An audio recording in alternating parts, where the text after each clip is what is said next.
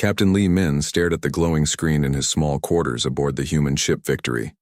The message had arrived just hours ago, and he had read it 5 times already.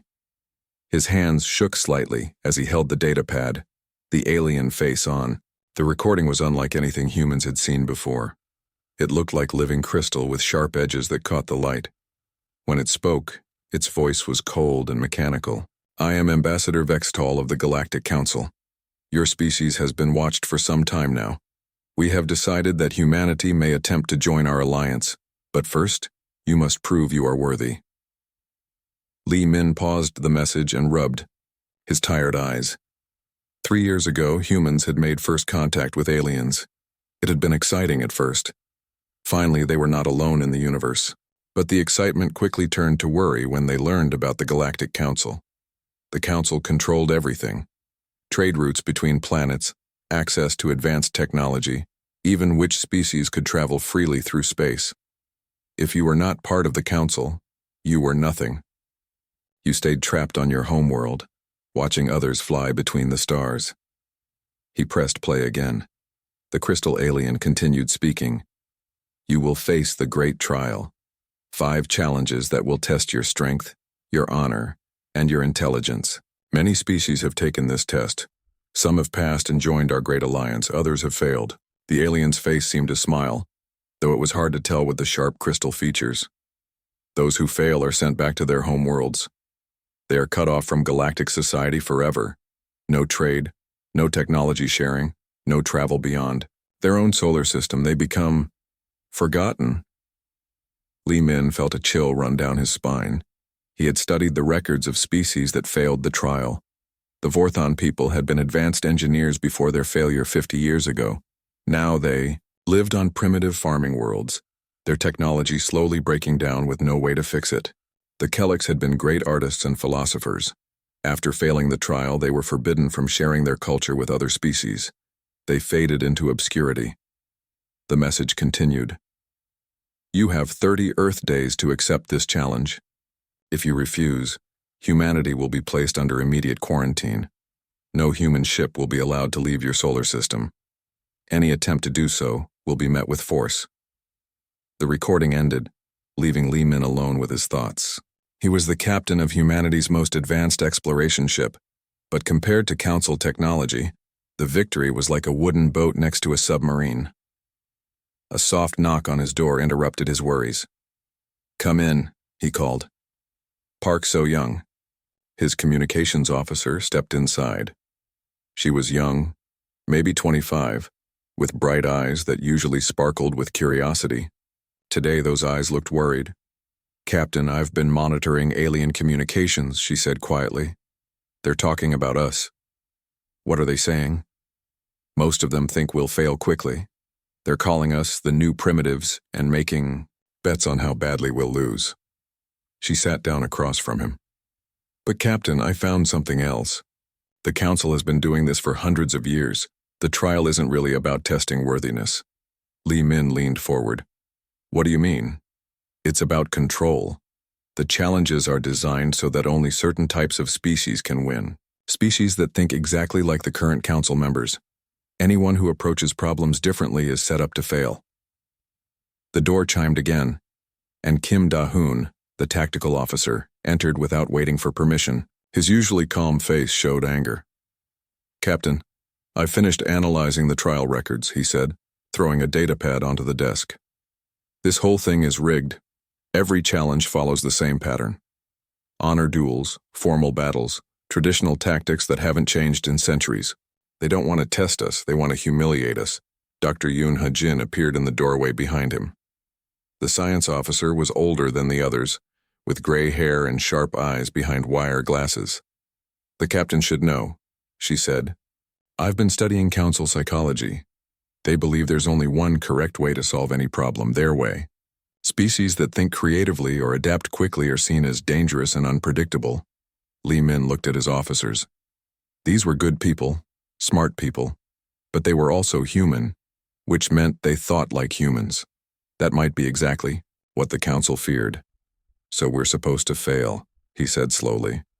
"They invite us to take their test knowing we can't win. so they can point to us as an example for other species. That's what I think, Park So-young said. They want to show the galaxy what happens to species that don't follow their rules. The room fell silent. Outside the window, stars twinkled in the darkness of space.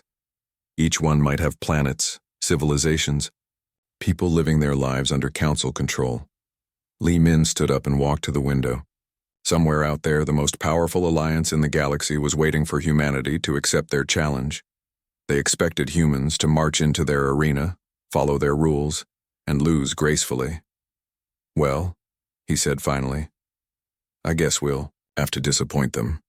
The others looked at him with surprise. Captain, Kim Da-hoon asked. Li Min turned back to face his crew, and for the first time in days he smiled. They want to test humanity? Fine. But they're about to learn that humans don't always play by the rules they expect. The next morning, Li Min called his entire crew to the main meeting room.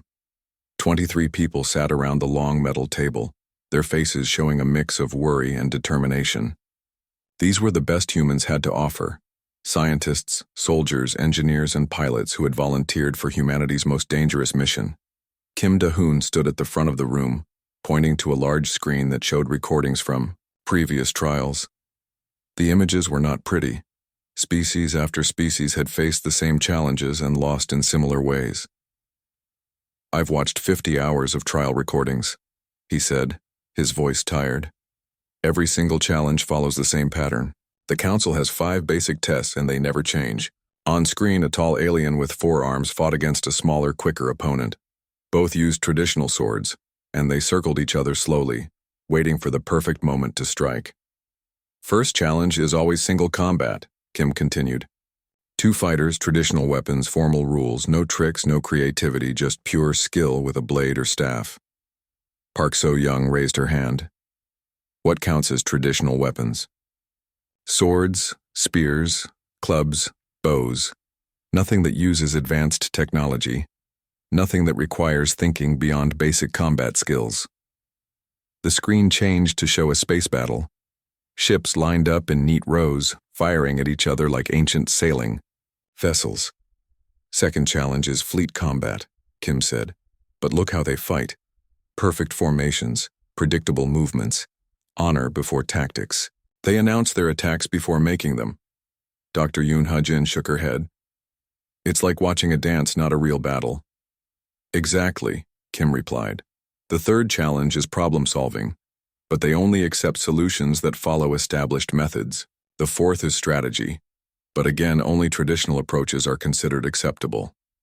Sergeant Nam Jun-ho, one of the ship's security officers, leaned back in his chair. So what's the 5th challenge? Kim's expression grew darker. Mass combat simulation. The challenging species faces the combined forces of all council members. It's designed to be impossible to win. The room fell silent as everyone absorbed this information. Finally, Li Min spoke up. Show them the Kellex trial, he said quietly. Kim nodded and changed the display. Now they watched a species of tall, graceful aliens with silver skin and large eyes. The Kellex had been known throughout the galaxy for their artistic achievements and philosophical wisdom. The Kellex were brilliant, Kim explained. Their technology was different from council standards, but it worked. Their fighting style was unique. They used movement and timing instead of brute force. On screen, a Kellex warrior danced around his opponent, using speed and agility to avoid attacks while striking quickly and retreating. But the judges ruled that this wasn't honorable combat, Kim continued. They said real warriors should stand and fight directly, not run around like cowards. The Kellex warrior was winning until the judges stopped the fight and declared his opponent the victor. The crowd of aliens in the recording cheered, but the Kellex delegation sat in stunned silence. The same thing happened in every challenge, Kim said. The Kellex had creative solutions, but the council only accepted their traditional methods. After losing all 5 challenges, the Kellex were banned from galactic society. Dr. Yoon Ha-jin stood up, her face angry. This isn't about testing worthiness. It's about forcing everyone to think exactly the same way. Right, Li Min said. The council doesn't want diversity. They want conformity. Species that might challenge their methods or offer new ideas are eliminated. Park So-young was studying her datapad. Captain, I've been reading the official rules for each challenge. The interesting thing is what they don't say. Explain. They list what's forbidden, but they leave a lot of room for interpretation. For example, the single combat rules say no advanced technology weapons, but they don't define what counts as advanced. Nam Jun-ho grinned. A sharp stick could be advanced technology to some species. Exactly. The fleet combat rules say standard space engagement protocols, but they don't specify whose standards. Lee Min felt a spark of hope. What about environmental factors? Kim pulled up the rule documents. Single combat takes place in natural terrain suitable for traditional fighting. Fleet combat happens in neutral space with standard obstacles. The problem-solving challenge uses available resources and conventional methods. But whose definition of conventional? Dr. Yoon Ha-jin asked. That's the key question, Park So-young said. Every species that failed accepted the council's definitions. They tried to fight like council members, think like council members, solve problems like council members. Lee Min walked to the window and looked out at the stars. His crew waited quietly while he thought. The council expects us to fail, he said finally. They've designed these challenges assuming we'll try to copy their methods. But what if we don't? Sir, Nam Jun-ho asked, what if we follow the rules exactly as written but interpret them our way? What if we show them that there's more than one way to define honor, strategy, and intelligence? Dr. Yoon Ha-jin smiled for the first time in days. The rules don't say we have to think like them. They just say we have to win. But Captain, Kim said carefully, every species that tried something different was disqualified for improper conduct. Only because they were still playing by council expectations, Lee Min replied. They tried to be a little different, but not completely different. We need to be so clearly within the rules that the council can't disqualify us, even if they want to. Park So-young looked up from her datapad. So we're going to follow their rules while completely ignoring their traditions? Lee Min turned back to face his crew, and his smile was sharp as a blade. We're going to show them what happens when humans decide to win. 2 weeks later, the human fleet arrived at the council's massive space station. The structure was bigger than any city on Earth, with thousands of ships from different species docked around its edges. Millions of aliens lived and worked inside, representing the most powerful civilizations in the galaxy. Lee Min stood on the bridge of the Victory, watching the alien ships through the main window. Each vessel was beautiful in its own way. Some looked like flying crystals, others were smooth and organic, and a few resembled giant metal sculptures. All of them were more advanced than anything humans had ever built. Captain, Park So-young, called from her station, we're receiving the official challenge notification. The main screen lit up with the image of Ambassador Vexitol. Behind him, Lee Min could see a huge arena filled with thousands of alien spectators. Humans of Earth, the ambassador announced. Your first challenge begins in 1 hour. You will send one champion to face warrior Kekstar of the hegemony in single combat. Choose wisely, for this may be your only chance to show dignity before your inevitable defeat. The transmission ended, and Lee Min turned to face his crew. Ready, Sergeant Nam? Nam Jun-ho stepped forward. He was not the biggest or strongest human on the ship. In fact, he was rather small and thin, but his eyes were sharp and intelligent, and his hands were steady. Are you sure about this, Captain? Kim Da-hoon asked. Kekstar is 3 meters tall and has never lost a fight. That's exactly why we're not going to fight him, Nam Jun-ho replied with a grin. An hour later, Nam Jun-ho walked into the arena carrying only a simple combat knife and a small bag of tools. The crowd of aliens made strange noises. Some were cheering, others were laughing. Many were pointing at the small human and making what sounded like jokes. Kekstar stood at the other end of the arena. The crystalline warrior was enormous, with razor-sharp arms that could cut through metal. His body reflected the arena lights like a living diamond. The arena itself was a circular space filled with large rocks and boulders. It looked like a natural landscape, rough and uneven. Most fighters would see it as an obstacle course, something to work around while they fought. Nam Jun-ho saw it differently. The judge, a floating alien with multiple eyes, announced the rules. Traditional weapons only. Combat continues until one fighter cannot continue. No outside assistance permitted. Kekstar charged immediately, his crystal arms spinning like deadly wheels. Nam Jun-ho rolled to the side, barely avoiding the attack. The crowd cheered as the powerful alien warrior pursued the smaller human around the arena. But Nam Jun-ho was not running randomly. As he moved between the rocks, he used his knife to make quick cuts in specific places. To the watching aliens, it looked like panicked scratching. They had no idea that the human was studying the stone formations, looking for weak points and stress fractures. Kekstar caught up to him near a large boulder. The crystal warrior raised both arms for a crushing blow that would end the fight. Nam Jun-ho dove aside at the last second, and Kekstar's arms smashed into the rock. The impact caused a chain reaction. Nam Jun-ho's careful cuts had weakened the right spots, and now the entire rock formation began to collapse. Stones tumbled down around Kekstar, not enough to hurt him seriously, but enough to confuse and disorient him.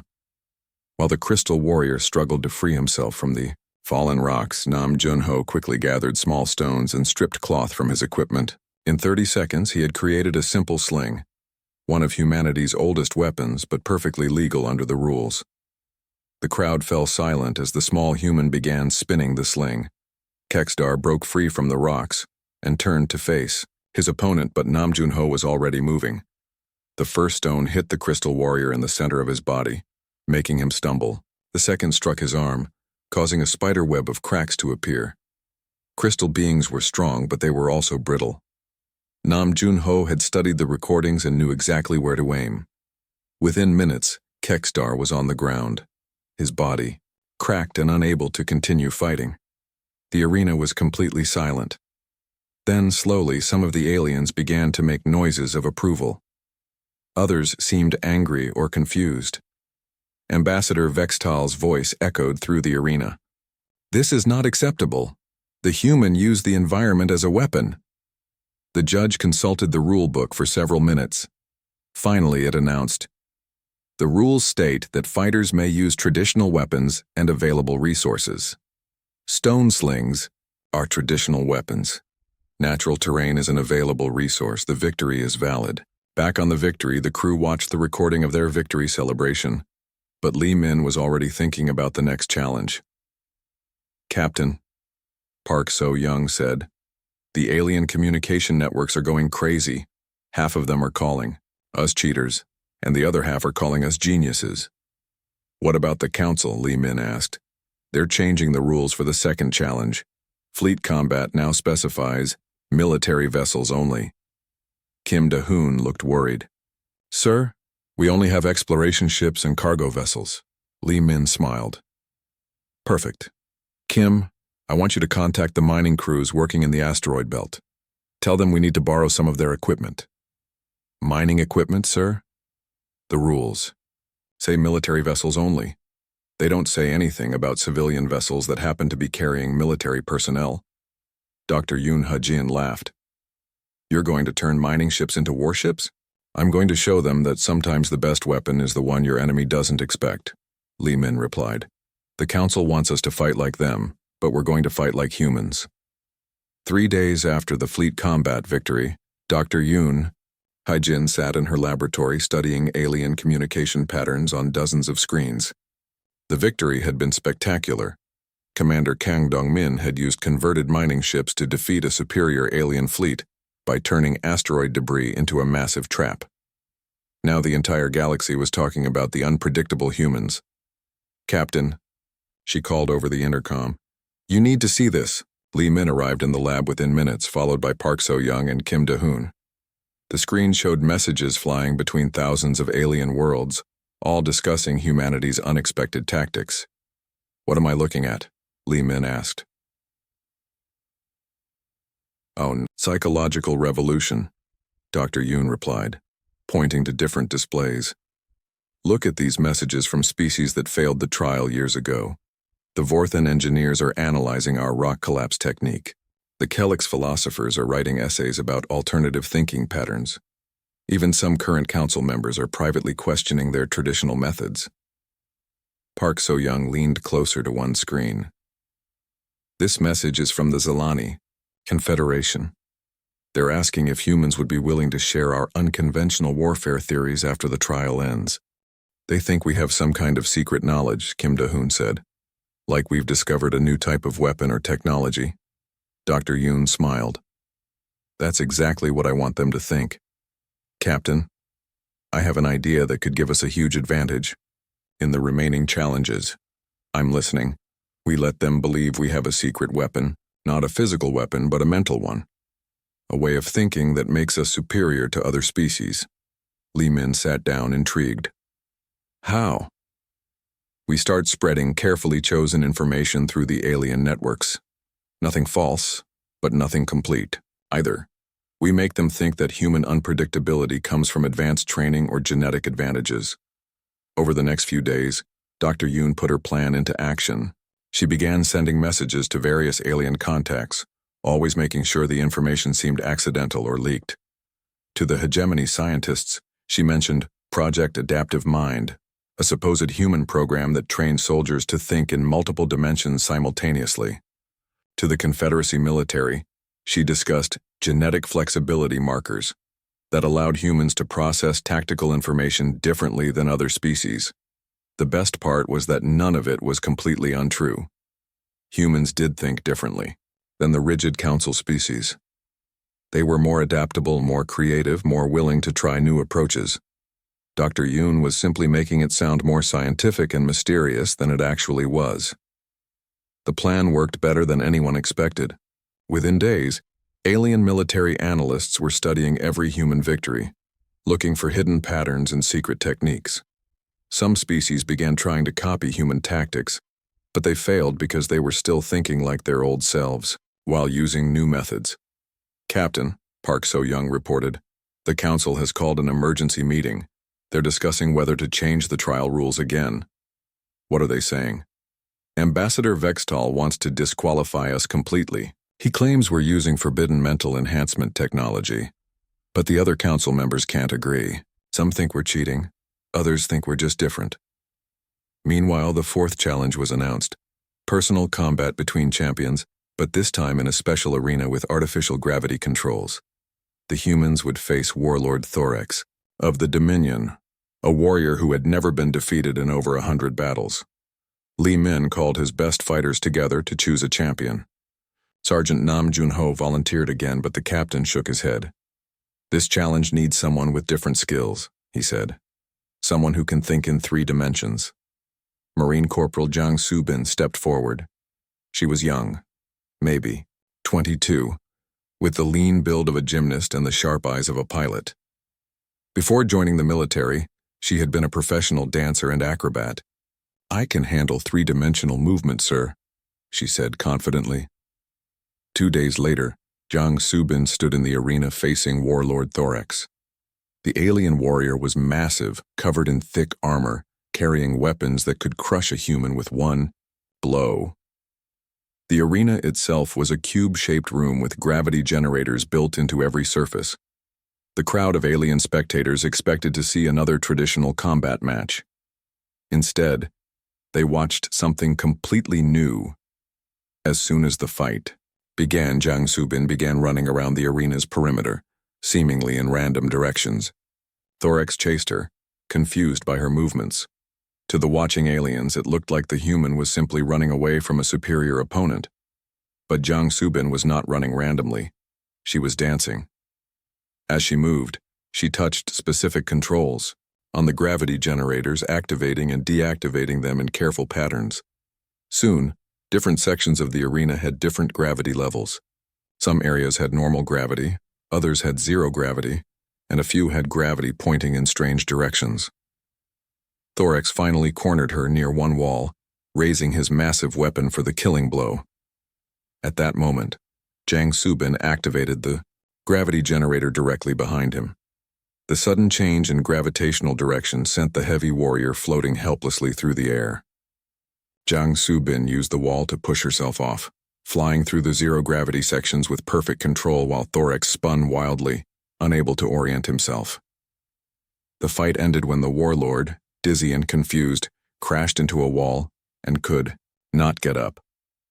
For the first time in trial history, the alien audience erupted in cheering for the human champion. Even species that had never seen humans before were impressed by the creative use of the arena's own systems.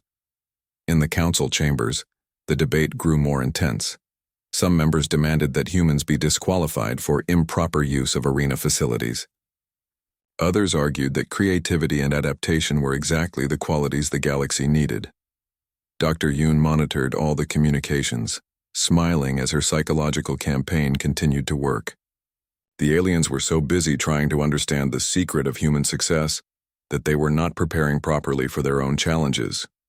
"Captain," she reported, "they're more afraid of us now than ever. They think we can turn any situation to our advantage."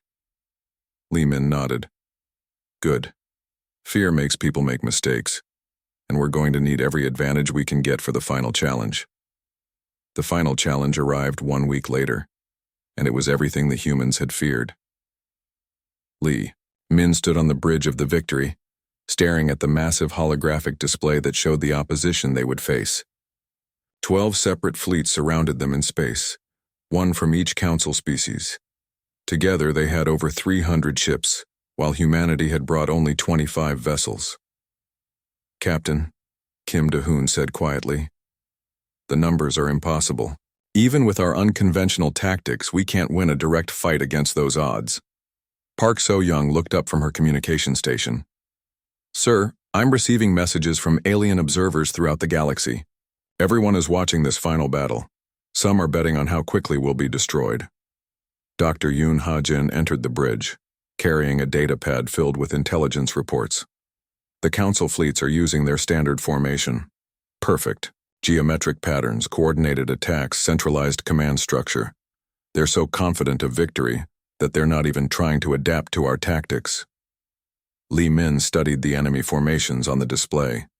Each fleet moved in precise patterns that had been used for centuries. The hegemony ships formed crystal-like structures. The Dominion vessels arranged themselves in military squares, and the Confederacy maintained their traditional defensive circles. "They're fighting like they always fight," he said slowly. "Rigid, predictable by the book." "Sir," Commander Kang Dongmin reported from the tactical station, "all human ships are in position. The mining vessels are loaded with industrial equipment, the cargo ships are carrying construction materials, and our few military vessels are ready for combat." "What's our official mission objective?" Li Min asked. Kim Da-hoon checked the challenge. "Rules. Survive for 2 hours against the combined council fleets in simulated combat. Victory conditions are elimination of all enemy vessels or successful defense of our designated area." 2 hours, Li Min repeated. "They expect us to hide behind our few defensive positions and get slowly picked apart."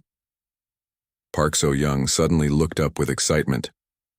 "Captain, I've been studying their communication patterns.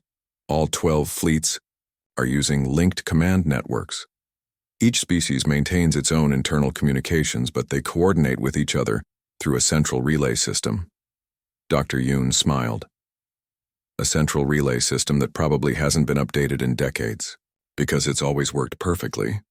Li Min felt the pieces clicking together in his mind. "Show me the relay positions." The display changed to highlight a series of communication satellites positioned throughout the battle area. They formed a network that allowed the 12 different alien fleets to coordinate their attacks perfectly. "If we could disrupt those relays," Kim Da-hoon began. "The fleets would lose coordination," Li Min finished. 12 organized fleets would become 12 separate groups with no way to work together effectively. "But sir," Commander Kang protested, "the relays are heavily defended. We'd have to get past their entire fleet to reach them." "No," Li Min said, his smile growing wider. "We just have to make them think we're trying to do something else entirely." The battle simulation began with the expected human retreat. As soon as the council fleets advanced, the human vessels scattered in apparent panic. The alien commanders smiled with satisfaction as they pursued the fleeing ships according to their traditional hunting patterns. What they didn't notice was that the human retreat was actually a carefully coordinated dance. Each ship fled in a specific direction, drawing different alien fleets toward predetermined positions. The mining vessels, heavy and slow, appeared to be easy targets running desperately for safety. Phase 1 complete, Commander Kang reported. All enemy fleets are in pursuit formation. Begin Phase 2, Li Min ordered. Suddenly, the fleeing human ships began dropping their cargo. The mining vessels released clouds of metal debris and industrial dust. The cargo ships ejected construction materials and equipment. To the pursuing aliens, it looked like humans dumping weight to escape faster. But each piece of junk was placed exactly where Dr. Yoon's calculations had predicted. Within minutes, space around the battle area was filled with floating obstacles that made it difficult for large fleets to maintain their perfect formations. "Sir," Park So-young called excitedly, "the alien fleets are having to break formation to navigate around the debris. Their coordination is already suffering." "Phase 3, Li Min announced. Now the real attack began. The human ships stopped running and turned to face their pursuers, but not in the way anyone expected. Instead of engaging the alien vessels directly, every human ship simultaneously targeted the communication relays hidden throughout the debris field. The aliens had been so focused on chasing down the retreating humans that they had not noticed their prey maneuvering them into perfect positions. Now, 25 human ships struck at the communication network from 12 different directions at exactly the same moment. The effect was immediate and devastating. One by one, the relay satellites went dark. The perfectly coordinated alien fleet suddenly found themselves unable to communicate with each other. "Direct hit on Relay Station 7, Kim Da-hoon reported. "Hegemony fleet is losing coordination with Dominion forces." "Relay Station 12 is down," added Commander Kang. "Confederacy ships are flying into their own allies." Within 10 minutes, the mighty Council Armada had become a confused collection of individual fleets, each following their own tactical doctrines with no central coordination. Ships that had been working together moments before were now getting in each other's way. The Hegemony's crystal formations crashed into the Dominion's military squares. The Confederacy's defensive circles blocked the retreat paths of smaller species fleets. Some alien ships even began accidentally firing on their own allies in the confusion. "Sir," Park So-young said in amazement, "3 enemy fleets have collided with each other. The simulation computers are registering massive damage to their forces." Meanwhile, the human ships regrouped and began picking off isolated alien vessels that had been separated from their fleets. Without coordination, the superior council forces could not concentrate their firepower effectively. The 2-hour time limit passed with humanity not just surviving, but winning decisively. The simulation ended with over half the council fleet destroyed or disabled, while the humans had lost only 3 ships. In the council chambers, Ambassador Vextal rose from his seat, his crystal body shaking with anger. "This is not acceptable. The humans did not fight with honor. They used deception. They attacked infrastructure instead of engaging in proper combat. They turned our own fleets against each other." Li Min's image appeared on the chamber's main screen, broadcast from the Bridge of the Victory. His voice was calm but carried throughout the galaxy. "Ambassador Vextal, we followed every rule exactly as written. We survived the required time period and eliminated enemy forces using legal tactics. You asked us to prove our worthiness, and we have. But this was not honorable combat." "No," Li Min replied, and his words would be remembered across the galaxy for generations. "This was not your definition of honorable combat. This was human combat. We don't fight to satisfy ancient traditions or to make our enemies comfortable. We fight to win, and we fight to protect what matters to us." He paused, letting his words sink in before continuing. "You wanted to test whether humanity deserves a place among the stars. We've shown you that we do, not because we think like you, but because we think like ourselves.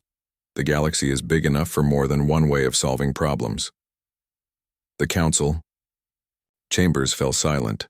According to their own ancient laws, they had no choice but to honor the results of the trial. Humanity had won, fairly and completely. But across the galaxy, something more important had happened. Dozens of species that had been relegated to primitive status began to hope again. If humans could succeed by thinking differently, maybe there was room in the galaxy for other kinds of minds too. Ambassador Vextall finally spoke, his voice bitter but legally bound. The Council recognizes humanity's victory in the Great Trial.